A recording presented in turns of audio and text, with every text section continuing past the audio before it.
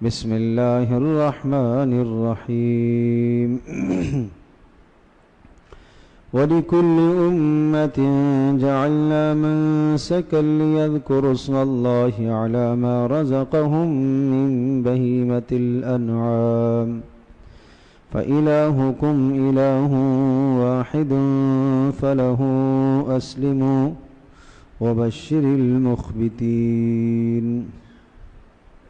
وقال الله عز وجل قل إن صلاتي ونسكي ومحياي ومماتي لله رب العالمين. صدق الله مولانا العظيم. رب اشرح لي صدري ويسر لي أمري واحلل عقدة من لساني يفقه قولي.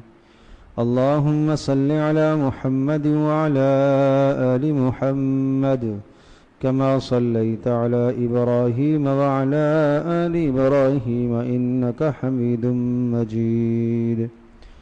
اللهم بارك على محمد وعلى آل محمد كما باركت على إبراهيم وعلى آل إبراهيم إنك حميد مجيد. گرامی قدر حاضرین و سامعین، اللہ تبارک و تعالی اپنے بھولے ہوئے بھٹکے ہوئے بندوں کو اپنے دربار میں لانے کے لیے مختلف موقعوں پر مختلف احکام عطا کرتا ہے. اس انسان کا اللہ سے تعلق قائم ہو جائے اور یہ اللہ تبارک و تعالیٰ کا پسندیدہ اور محبوب بن جائے، اس کے لیے پیارے پیغمبر صلی اللہ تعالیٰ علیہ وسلم شریعت اور دین لے کر آئے. رسول اللہ صلی اللہ تعالیٰ علیہ وسلم کی آمد اور بعثت سے پہلے اس انسان کا اللہ سے رشتہ اور تعلق مکمل ٹوٹا ہوا تھا. 600 سال سے متجاوز وقت گزر گیا تھا کہ اس انسان کا آسمانی علوم سے کسی قسم کا کوئی تعلق نہیں رہا. جو جزوی تعلق تھا اور وہ بھی انتہائی کمزور تھا، اور باقی عمومی طور پر یہ انسان اللہ تبارک تعالیٰ سے کٹا ہوا تھا اور یہ بھٹکا ہوا تھا، یہاں تک کہ کائنات کی ہر چیز سے یہ خوف زدہ ہوتا اور ڈرتا. پیارے پیغمبر صلی اللہ تعالیٰ علیہ وسلم وہ عظیم الشان دین لے کر آئے کہ جس میں اس انسان کو اس کی اپنی حقیقت کا پتہ چلا کہ اللہ کے نزدیک یہ کتنا بلند تر ہے، اللہ کے نزدیک یہ کتنا بہتر ہے. اور رسول اللہ صلی اللہ علیہ وسلم نے اس انسان کو اتنا بلند شرف بخشا کہ پیارے پیغمبر صلی اللہ تعالیٰ علیہ وسلم نے یوں ارشاد فرمایا کہ جس نے میرے کسی امتی کو ستایا اور اذیت دی اس نے گویا کہ مجھے اذیت دی، اور جس نے مجھے اذیت دی اس نے اللہ کو اذیت دی، اور جس نے اللہ کو اذیت دی اللہ اسے پکڑے گا. گویا کہ اس مسلمان کو تکلیف دینا رسول اللہ صلی اللہ علیہ وسلم نے اپنی تکلیف قرار دیا. اس مسلمان کی تکلیف کو رسول اللہ صلی اللہ علیہ وسلم نے اللہ کی تکلیف قرار دیا. اللہ تبارک و تعالیٰ تو کسی کی تکلیف لینے سے، اثر لینے سے مبرہ، منزہ اور پاکیزہ ہے. آپ نے مثال دینے کے لیے یوں سمجھایا، اتنا بلند تعلق عطا فرمایا اور یہ بتایا کہ قیامت کے دن اللہ ایک بندے سے پوچھے گا، اے میرے بندے، میں نے تجھ سے پانی طلب کیا تھا، تو نے مجھے پانی نہیں پلایا. بندہ کہے گا یا اللہ تو رب العالمین ہے، تجھے تو پانی کی ضرورت نہیں ہے. اللہ فرمائیں گے کہ میرے فلاں بندے کو اگر تو پانی پلا لیتا تو ایسا تھا جیسا تو نے مجھے پلایا. میں نے تجھ سے کھانا مانگا تھا، تو نے کھانا بھی نہیں کھلایا. پھر بندہ کہے گا اے اللہ تو احکم الحاکمین ہے، تو رب العالمین ہے، تو سب کو کھلانے والا ہے، خود کھانے سے پاک ہے. اللہ پھر جواب میں کہے گا میرے فلاں بندے نے تجھ سے کھانا مانگا تھا، اگر تو اسے کھلاتا تو ایسا تھا جیسے تو نے مجھے کھلایا۔ اے میرے بندے میں بیمار ہوا تھا، تو نے میری بیمار پرسی بھی نہیں کی۔ تو بندہ کہے گا یا اللہ تو تو رب العالمین ہے، تو تو بیماری سے پاک ہے، تو تو نہیں بیمار ہوتا۔ تو پھر اللہ جواب میں فرمائے گا کہ میرا فلاں بندہ بیمار تھا، اس کی بیمار پرسی اگر تو کر لیتا تو ایسا جیسا کہ تو نے میری بیمار پرسی کی۔ یہ دو حدیثیں میں نے کیوں سنائی کہ اس امتی کا اللہ سے کتنا بڑا تعلق ہے، اور اللہ پاک اس کو کتنا اپنے قریب کرنا چاہتا ہے، اور اللہ پاک اس کو کتنا مقام دینا چاہتا ہے۔ لیکن جب یہ نافرمانیوں اور گناہوں کی وجہ سے اللہ کی رحمت سے دور ہو جاتا ہے تو پھر اللہ کوئی نیا حکم اسے عطا کرتا ہے۔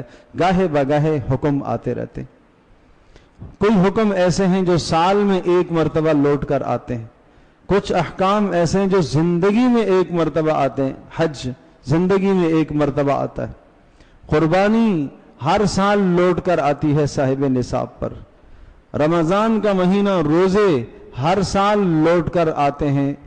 یہ کیوں؟ تاکہ یہ انسان ان اعمال کے ذریعے سے پھر اللہ کے قریب ہو جائے۔ یہ بہت دور چلا گیا، اللہ سے بہت دور پہنچ گیا، بھٹک گیا راستے سے، اپنی منزل بھول گیا ہے، اسے کہاں جانا ہے۔ ان احکام کے ذریعے سے اور ان اللہ کے حکموں کے ذریعے سے یہ پھر اللہ کے قریب ہو جاتا ہے۔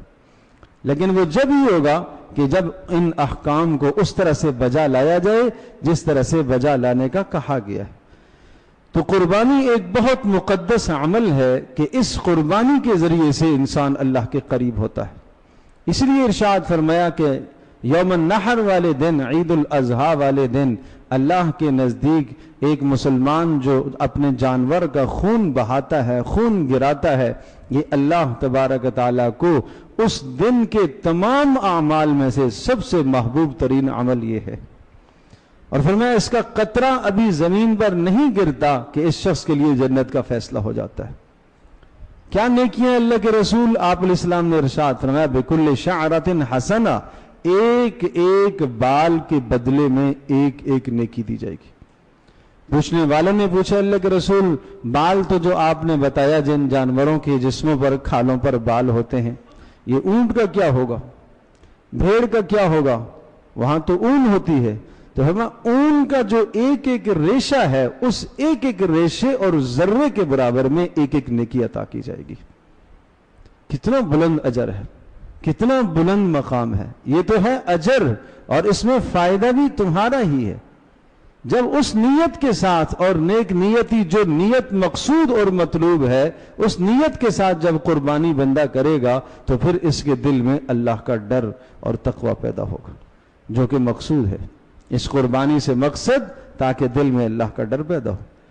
لَن يَنَالَ اللَّهَ لُحُومُهَا وَلَا دِمَاؤُهَا وَلَكِنْ يَنَالُهُ التَّقْوَى مِنْكُمْ، اللہ تبارک تعالیٰ کے یہاں تمہارے گوشتوں کی ضرورت نہیں ہے، تمہارے خونوں کی ضرورت نہیں ہے۔ وَلَكِنْ يَنَالُهُ التَّقْوَى مِنْكُمْ، اللہ تو تمہارے نیت اور تمہارے جذبے کو دیکھے گا کہ تم نے کس جذبے سے قربانی کی ہے۔ اس لیے رسول اللہ صلی اللہ علیہ وسلم نے ارشاد فرمایا جو آدمی قربانی کرے، پہلی بات یہ ارشاد فرمائی کہ وہ قربانی خوش دلی سے قربانی کرے، خوش ہو کر قربانی کرے۔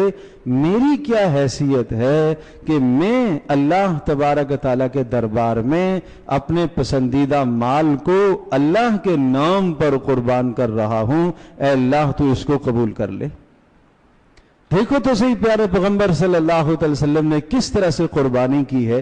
آپ نے جانور کو ذبح کیا، اور ذبح کرنے کے بعد ذبح سے پہلے وہ کلمات سنیے جو رسول اللہ صلی اللہ علیہ وسلم پڑھتے تھے، قُلْ إِنَّ صَلَاتِي وَنُسُكِي وَمَحْيَايَ وَمَمَاتِي لِلَّهِ رَبِّ الْعَالَمِينَ، اے اللہ میری ساری قربانیاں، اے اللہ میری ساری عبادات، اے اللہ میرا جینا، اے اللہ میرا مرنا، میرا سب کچھ تیرے نام پر قربان ہو۔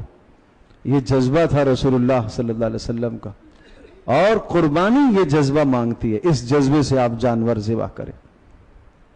اور اسی طرح سے انی وجہت وجہی للذی فطر السماوات والارض حنیفا وما انا من المشرکین، میں نے اپنے آپ کو اس پروردگار کے حکم کے تابع کر دیا جس نے آسمانوں اور زمینوں کو پیدا کیا ہے، اور میں شرک کرنے والوں میں سے نہیں۔ پھر آپ ذبح ہونے کے بعد یہ فرماتے ہیں اللہم تقبل منی کما تقبلت من خلیلک ابراہیم، اے اللہ اس قربانی کو میری جانب سے اس طرح سے قبول کر لیجئے جس طرح سے آپ نے اپنے خلیل ابراہیم علیہ السلام کی جانب سے قربانی کو قبول کیا۔ یہ جذبات تھے رسول اللہ صلی اللہ علیہ وسلم کے۔ ان جذبات کے ساتھ جب بندہ قربانی کرتا ہے تو پھر ایک ایک بال کے بدلے میں ایک ایک نیکی لکھی جاتی ہے۔ اور پھر یہ جانور، اور رسول اللہ صلی اللہ علیہ وسلم نے یہ بھی فرمایا صرف یہاں تک نہیں، قیامت کے دن ان جانوروں کے تمام اجزاء کو نامہ عمل میں تولا جائے گا۔ اس کا خون بھی، اس کا گوشت بھی، اس کی پوست بھی، اس کی کھال، اس کے سارے اجزاء کا وزن ہوگا، اور اس وزن کے مطابق آپ کو اجر ملے گا۔ تو یہ عمل مجھے آپ یہ بتائیے کہ آپ اپنا پیارا اور محبوب گھر کا کوئی سامان اٹھا کر کسی شخص کو جا کر دیتے ہیں اور ہدیے میں پیش کرتے ہیں تو طے شدہ بات ہے اس کے دل میں آپ کی محبت پیدا ہوگی، آپ کی قدر پیدا ہوگی۔ تو جب آپ اللہ کا دیا بھی اسی نے، اس کا دیا ہوا مال اسی کے راستے پر جب آپ قربان کریں گے تو اللہ پاک بھی آپ کو اپنا محبوب بنائے گا۔ اس لیے فرمایا خوش دلی سے قربانیاں کرو، طیب نفس سے خوشی کے ساتھ قربانیاں کرو۔ نمبر 2، ثواب کی امید رکھتے ہوئے قربانی کرو۔ یہ دونوں چیزیں ہیں، ثواب کی امید بھی ہو اور خوش دلی کے ساتھ بھی قربانی ہو۔ یہی وجہ ہے کہ اگر کسی شخص کی نیت فاسد ہے اور آپ کو معلوم ہے کہ اس شخص کی نیت فاسد ہے، وہ آپ کے ساتھ قربانی کے جانور میں شریک ہے، کسی ایک کی قربانی بھی نہیں ہوگی۔ فساد کی وجہ سے، فساد نیت کی وجہ سے قربانی کا اجر نہیں ملتا۔ کسی کی نیت صرف نمود و نمائش کی ہو، کسی کی نیت صرف گوشت کھانے کی ہو، کسی ایک حصے دار کی بھی قربانی نہیں ہے۔ ٹھیک ہے، آپ تجسس نہ کریں کس کی کیا نیت ہے، لیکن اگر کوئی بات سامنے آ گئی اس سے آپ اجتناب کریں۔ تو قربانی کس پر واجب ہے؟ عاقل پر، بالغ پر، مقیم پر، عقل مند آدمی ہو، مجنون دیوانے پر نہیں ہے، بالغ پر ہے، نابالغ پر نہیں ہے، اور اسی طرح سے مقیم پر قربانی ہے، مسافر پر نہیں، اور صاحب نصاب پر ہے، یعنی غنی پر ہے، فقیر پر نہیں ہے۔ لیکن شریعت نے کس کو غنی کہا ہے وہ سمجھنے کی ضرورت ہے۔ جس آدمی کے پاس 7.5 تولہ سونا ہو، یا 52.5 تولہ چاندی ہو، یا اتنی نقدی ہو جس کی قیمت 52.5 تولہ چاندی کو پہنچ جائے، یا اتنا سامان تجارت ہو کہ جس کی قیمت 52.5 تولہ چاندی کی قیمت کو پہنچ جائے، یہ 4 اجزاء زکوٰۃ کا نصاب کہلاتے ہیں، اور یہ 4 اجزاء قربانی میں بھی شامل ہیں۔ یعنی جس آدمی پر زکوٰۃ آئے گی اس پر قربانی بھی آئے گی۔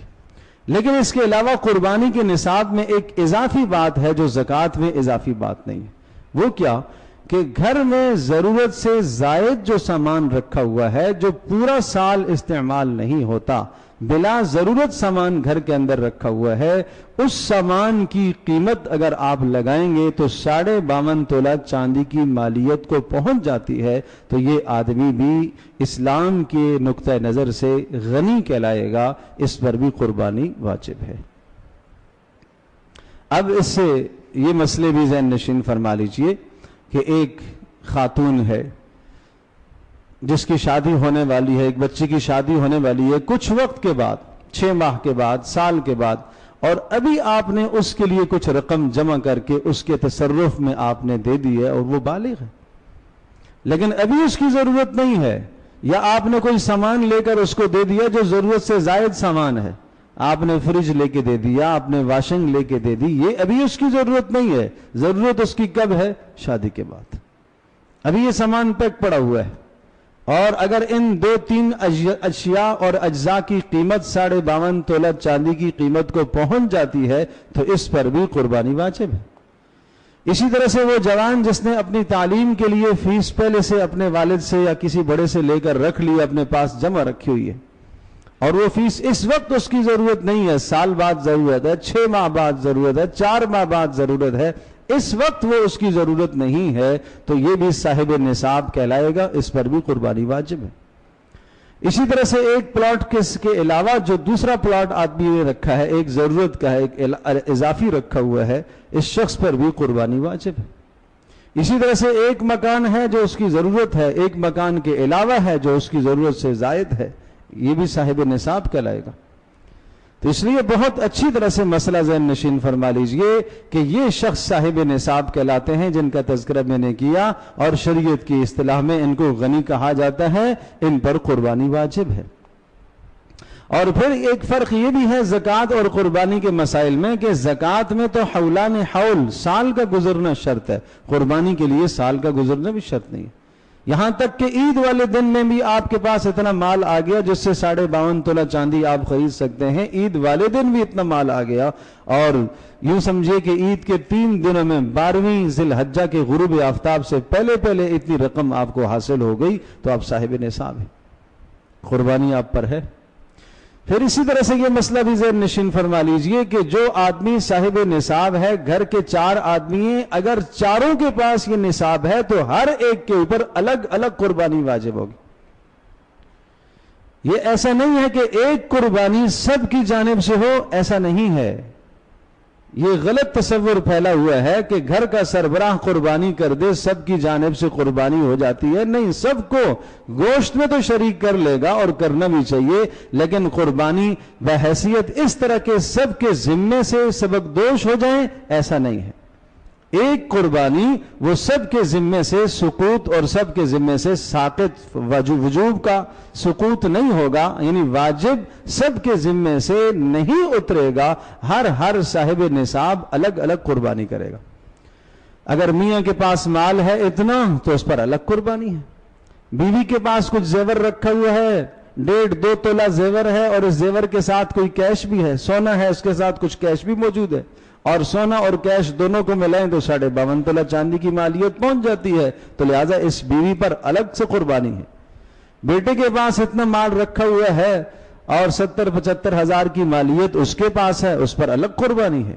بیٹی کے پاس اتنا مال موجود ہے یا ضرورت سے زائد سامان ہے، اس پر الگ قربانی ہے۔ جتنے افراد ہیں ہر ایک پر علیحدہ علیحدہ قربانی ہے، لہذا ہر آدمی اپنی حیثیت کے مطابق پھر قربانی کرے۔ ٹھیک ہے، صاحب نصاب ہے، اتنی بہت بڑی گنجائش تو نہیں ہے، لیکن اس وقت جگہ جگہ جو قربانیاں وقف قربانیاں ہوتی ہیں، اور وہ وقف قربانیاں 6,500 7,000 اتنے میں بھی ہو رہی ہیں۔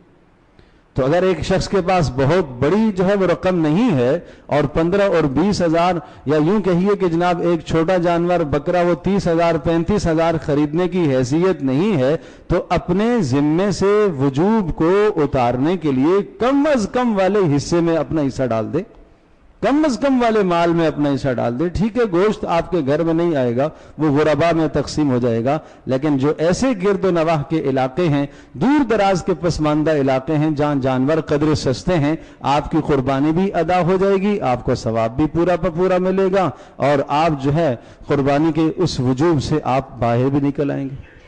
تو اس لیے کسی نہ کسی درجے میں اللہ تبارک و تعالیٰ ان لوگوں کو بہت بہت جزائے خیر عطا فرمائے جو اس طرح سے قربانیوں کا انتظام کرتے ہیں، کہ وہ شخص کے جس کے پاس بہت بھاری رقم نہیں ہوتی اور وہ جانور خرید کر اپنے گھر میں لا کر ذبح کرنے کی استطاعت نہیں رکھتا، وہ اس طرح سے دور دراز کے پسماندہ علاقوں کے اندر جب وہ قربانی کا اپنا حصہ ڈال دیتا ہے تو ذمے سے وجوب بھی اتر جاتا ہے، قربانی بھی اس کی ادا ہو جاتی ہے۔ تو اس کا اہتمام بھی آپ کر سکتے ہیں۔ الحمدللہ ہمارے ہاں فکر آخرت ویلفیئر کی جانب سے بھی اس کا انتظام ہے، 6.5 میں بھی حصہ جا رہا، 8 میں بھی ہے، 9 میں بھی ہے، 10 میں بھی ہے، 13 میں بھی ہے، 16 میں بھی ہے، جس کے پاس جو گنجائش ہے اس میں اپنا حصہ ڈال کے اپنے ذمے سے اس وجوب کو اتارے۔ تو یہ تو بات تھی نصاب قربانی سے متعلقہ چند مسائل عرض کرنے تھے۔ اب اس کے بعد کسی دوسرے کی جانب سے جب آپ وکالت کرتے ہیں اور دوسرے کی جانب سے آپ قربانی کرتے ہیں تو یہاں پھر اچھی طرح سے مسئلہ ذہن نشین فرما لے۔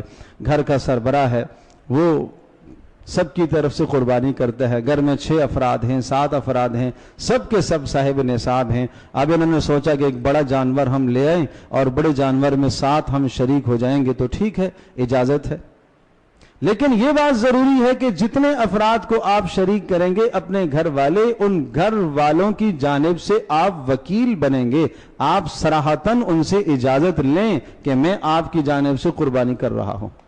شوہر بیوی سے اجازت لے، بیٹی سے، ماں سے، باپ سے کوئی آدمی اجازت لے اور یہ کہے کہ میں آپ کی جانب سے قربانی کر، اگر انہوں نے پیسے دیے ہیں تو ٹھیک، اور نہیں دیے اپنی طرف سے پیسہ سارا کا سارا لگا رہا ہے، گھر کے 4-6 افراد کی قربانیاں سربراہ اپنے پیسے سے کر رہا ہے، تو پھر سب سے اجازت لینا ضروری ہے، اس لیے کہ یہ وکیل بن رہا ہے۔ تو جب وکیل بن رہا ہے تو پھر وکیل کے لیے ضروری ہے کہ ان تمام لوگوں سے وہ اجازت لے کہ میں آپ کی جانب سے قربانی کروں گا۔ تو اس میں عام طور پر غلطی ہوتی ہے، 2 غلطیاں ہم یہاں کرتے ہیں۔ ہم ایک تو یہ سمجھتے ہیں کہ ایک آدمی سربراہ قربانی کرے گا تو سب کی جانب سے کافی ہے۔ دوسری غلطی ہم یہ کرتے ہیں کہ ہم اس موقع پر اجازت نہیں لیتے، اجازت کا لینا بھی ضروری ہے۔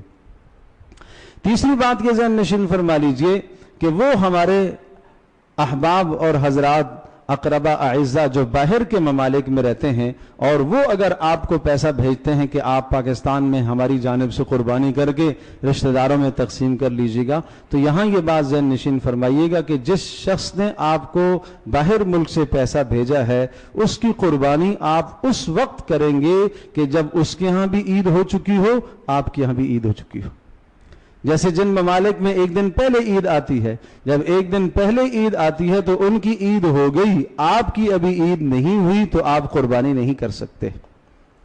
اسی طرح سے ہمارے ہاں جب تیسرا دن ہوگا تو ان کا تیسرا دن نہیں ہوگا اور چوتھا دن ہوگا، چوتھے دن بھی آپ ان کی قربانی نہیں کر سکیں گے۔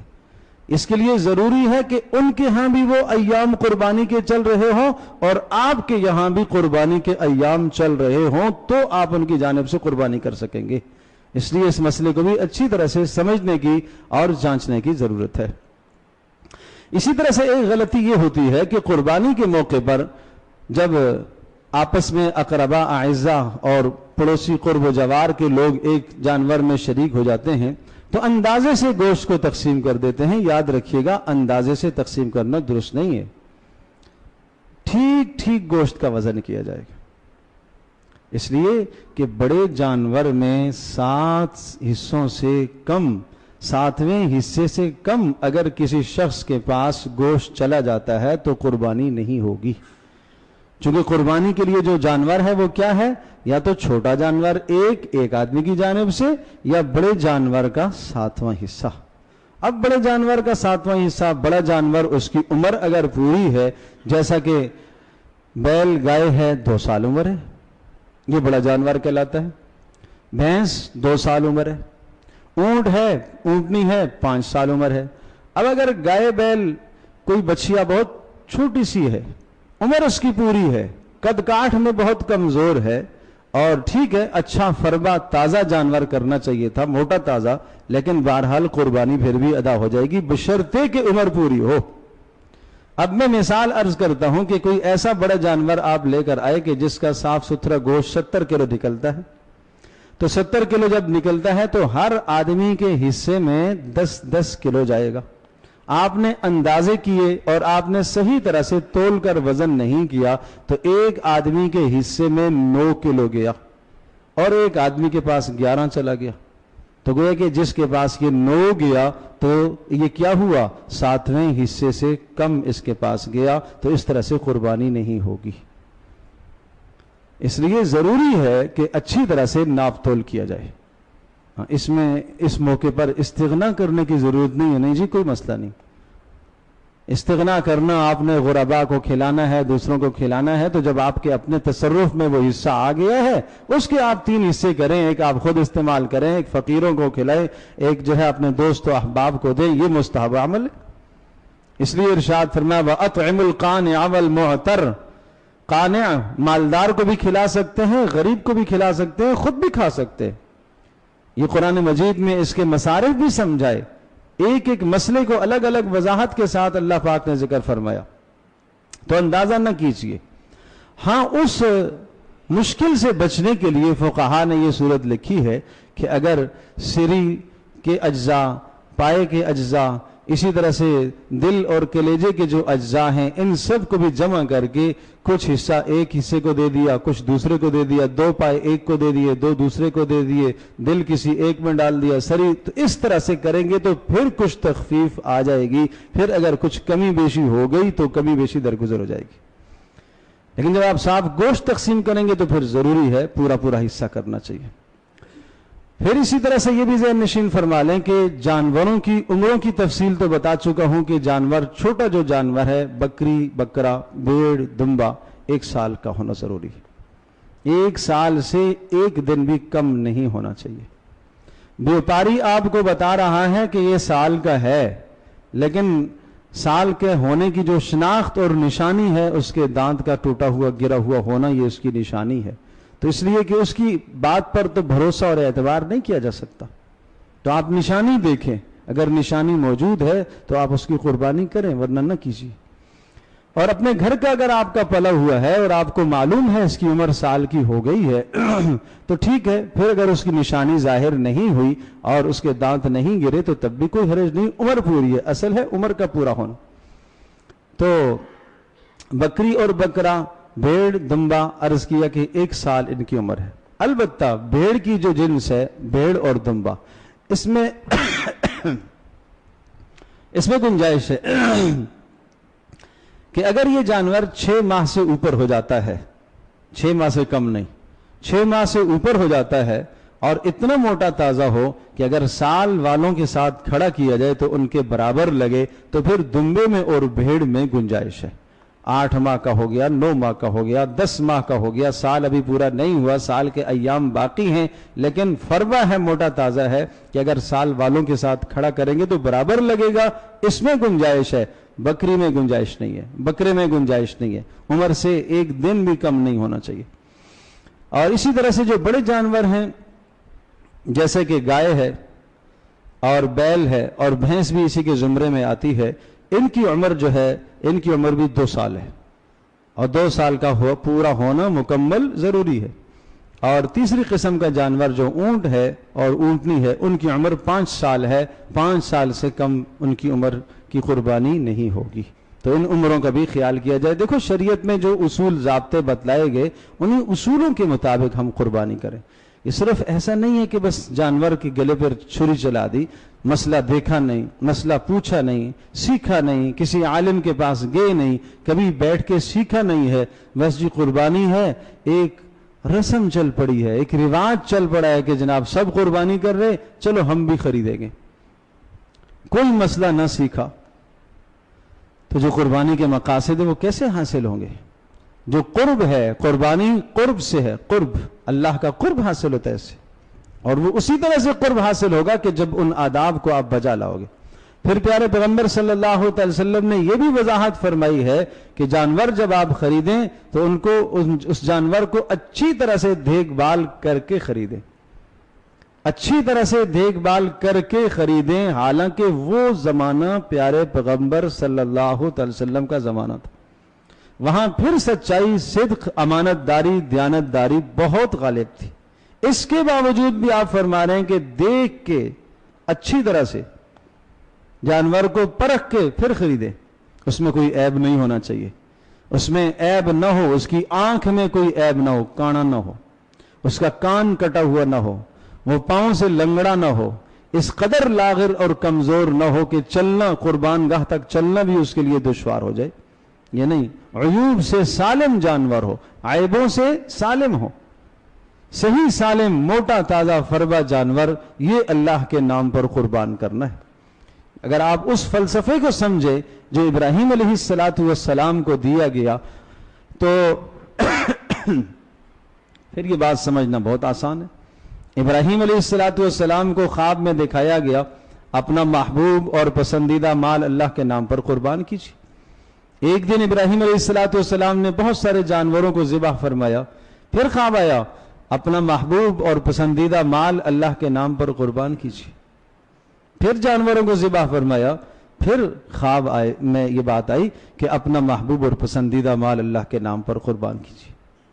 تو پھر ابراہیم علیہ السلام یہ سمجھے کہ میرے لیے میرا سب سے پسندیدہ اور سب سے پسندیدہ چیز میرے نزدیک تو میرا بیٹا ہے. شاید میرا پروردگار مجھ سے یہ قربانی مانگ رہا ہے. تو 9 ذی الحجہ کو ابراہیم علیہ السلام نے اللہ کی اس منشا اور مراد کو پہچانا، اس لیے اس کو کہتے ہیں یوم عرفہ. عرفہ کہتے ہیں پہچان کو. یوم عرفہ پہچان والا دن. ابراہیم علیہ السلام اللہ کی منشا، اللہ کی مراد کو پہچان گے کہ میرا رب میرے لیے مجھ سے کیا قربانی چاہتا ہے. تو حضرت ابراہیم علیہ السلام کی قربانی دیکھیے کہ کس قدر اپنا محبوب اور اپنا پسندیدہ بیٹا. اللہ اکبر. جو لوگ صاحب اولاد ہیں، جب اولاد جوانی کو پہنچنے لگتی ہے اور اس اولاد سے پھر کیا کیا توقعات ایک باپ کو ہوتی ہیں، پھر خاص طور پر جب باپ بڑھاپے کو پہنچ جائے اس وقت اولادوں سے اور بچوں سے کیا کیا توقعات ہوتی ہیں، وہ سب کے سب احساسات اور جذبات ابراہیم علیہ السلام کے سینے میں موجود ہیں. ایسا نہیں ہے کہ ابراہیم علیہ السلام کا سینہ اولاد کی محبت سے خالی ہے اس لیے ذبح کرنے کو تیار ہے. جیسا عام آدمی اپنے بیٹے سے محبت کرتا ہے، نبی کی محبت تو اور زیادہ ہے، وہ تو اسے اللہ کی نعمت سمجھتا ہے، لیکن اس کے باوجود بھی اللہ کے حکم پر، اللہ کے نام پر قربان کرنے کے لیے تیار. اور یہاں مفسرین نے بڑی عجیب بات اور عجیب نقطہ لکھا ہے کہ اللہ تبارک و تعالیٰ نے ابراہیم علیہ السلام کو خواب کے ذریعے سے کیوں کہا؟ براہ راست جبریل کیوں نہیں آئے؟ اس لیے کہ ابراہیم علیہ السلام تو اللہ کے رسول ہیں، پیغمبر ہیں. براہ راست جبریل آ کر حکم دے سکتے تھے کہ اللہ کا حکم ہے کہ اپنے بیٹے کو ذبح کیجیے. خواب میں اشارہ آیا. یہ اس امر کی طرف اشارہ ہے کہ دیکھو اللہ کا جلیل القدر پیغمبر، اللہ کے صریح حکم تو بہت بات کی بات ہے، اللہ کے اشارے پر اپنا مال، اپنا پسندیدہ بیٹا قربان کرنے کے لیے تیار. یہ سمجھانا مقصد تھا. اچھا، پھر اس بات کو بھی آپ جانتے ہیں اللہ تو اللہ ہے. اللہ تو جانتا تھا کہ یہ اسماعیل کو لٹائیں گے، چھری چلائیں گے، چھری نہیں چلے گی، چھری میں نہیں چلنے دوں گا. اسماعیل نے ذبح نہیں ہونا ہے، اسماعیل کی جگہ پر جنت سے مینڈا آئے گا. یہ بات اللہ تو جانتا ہے، لیکن یہ عمل کیوں کروایا پہلے سے؟ براہ راست جنت سے مینڈا آ جاتا، براہ راست جنت سے جانور آ جاتا اور اسے ذبح کرنے کا حکم دیا جاتا کہ ابراہیم آپ کے لیے وَفَدَيْنَاهُ بِذِبْحٍ عَظِيمٍ، بہت بڑی قربانی ہم آپ کی جانب سے لے کے آئے، آپ کے لیے لے کے آئے، لہذا یہ مینڈا ذبح کرو. براہ راست جانور کا حکم کیوں نہیں دیا؟ یہ جانور کی طرف حکم منتقل ہوا، اولاد کو قربان کرنے کا حکم دے کر پھر جانور کی طرف حکم منتقل ہوا. پہلے حکم آیا اپنے بیٹے کو ذبح کرو، پھر یہ حکم منتقل ہوا ہاں قد صدقت الرؤیا انا كذلك نجزي المحسنين، ابراہیم آپ نے اپنا خواب سچا کر دکھایا ہے، آپ امتحان میں پورے ہو گئے، چلو اب آپ اس بیٹے کی جگہ پر جانور کو ذبح کر دیجیے. یہ اشارہ اس بات کی طرف ہے کہ یہ اولادیں، یہ آپ کے بچے اور یہ آپ کے اقربا اور آپ کے اعزاء اللہ تبارک و تعالیٰ کے حکم کو پورا کرنے میں بیچ میں یہ رکاوٹیں نہ بنے، یہ رکاوٹیں نہ بنے. اولاد کی محبت اور ایک طرف اللہ کی محبت، اگر اللہ کی محبت میں بیچ میں آڑے آ رہی ہے اولاد کی محبت تو اس کو پیچھے کیا جائے گا. یہ اس امر کو سمجھانے کے لیے کیا. آج کیا اولادوں کی چاہتوں کو اللہ کے نام پر ہم قربان کرتے ہیں؟ ایک باپ اولاد کی ہر تمنا کو پورا کرنے کے لیے اللہ کی سینکڑوں نافرمانیاں کرتا ہے، بیوی کی چاہت کو پورا کرنے کے لیے رسول اللہ کی سینکڑوں نافرمانیاں کرتا ہے صلی اللہ علیہ وسلم کی. تو یہ امر سمجھایا جا رہا ہے کہ تمہاری بیوی اور تمہارے بچے یہ تمہارے محبوب تو بن سکتے ہیں، تمہارے معبود نہیں بن سکتے. یہ معبود نہیں ہے تمہارے کہ ان کے لیے تم سب کچھ قربان کر دو. اللہ کے حکم کو تم قربان کر دو، اللہ کے امر کو تم پیچھے کر دو بیوی کی خاطر، بچے کی خاطر. یہ معبود نہیں ہے. جس کی خاطر ساری قربانیاں دی جاتی ہیں وہ معبود ہوا کرتا ہے، وہ رب ہوا کرتا ہے، وہ رب کا استحقاق ہے اور وہ رب کا حق ہے کہ اس کے لیے ساری قربانیاں دی جائیں. سب کچھ اس کے لیے، مال، اس کے لیے عزت، اس کے لیے بیوی، اس کے لیے بچے، اس کے لیے وقت، اس کے لیے اپنا سب کچھ لوٹا دیا جائے، وہ صرف اور صرف اللہ کی ذات ہے. تو یہ امر سمجھانا ہے، اس لیے فرمایا لا تلہکم اموالکم ولا اولادکم عن ذکر اللہ. تمہیں اللہ کی یاد سے غافل نہ کریں، اللہ کی یاد سے تمہیں تمہاری اولادیں اور تمہارا مال اللہ کی یاد سے تمہیں غافل نہ کرے۔ تو اس امر کو سمجھانے کے لیے یہ حکم جو ہے ابراہیم علیہ السلام کو پہلے بیٹے کو ذبح کرنے کا حکم دیا، اور اس کے بعد یہ حکم منتقل ہوتا ہے جانور کی طرف۔